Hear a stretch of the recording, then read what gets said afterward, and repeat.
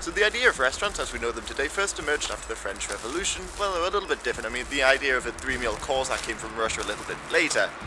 But there's some reports that suggest that actually going back to the 13th century, the Chinese have restaurants. And I should specify, if you've ever seen a movie set in the medieval period, you've seen them eat at an inn.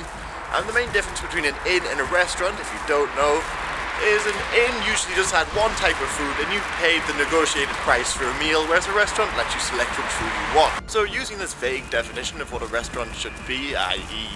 pick your own meal, sit at your own individual table, menus and the likes, you can actually go back to 13th century China when the region became more affluent and people started demanding more. Marco Polo mentioned something similar like this when people selected their own meals, and in 1275 there are reports of Chinese people being incredibly fussy on what they wanted to eat, selecting stuff based on temperature and the likes.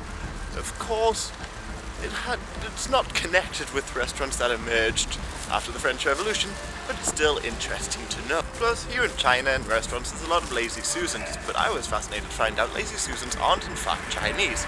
They probably emerged from the dumb waiters, as they were called, from 18th century England. And the Americans probably made the lazy Susan, but nobody knows who made it exactly. But it eventually made its way to China from Chinese American immigrants, and from there it kicked off and became a staple here in restaurants. Lazy Susans are very good for the way the Chinese eat here. I mean, they use chopsticks, eat pretty collectively, and have no knives. And if you're interested in why there's no knives on the table here in China, it in fact goes back to Confucius. He thought that they were too warlike and should be kept away and only handled by unclean people. I mentioned the fact butchers were considered unclean in Korea, and this is the reason why.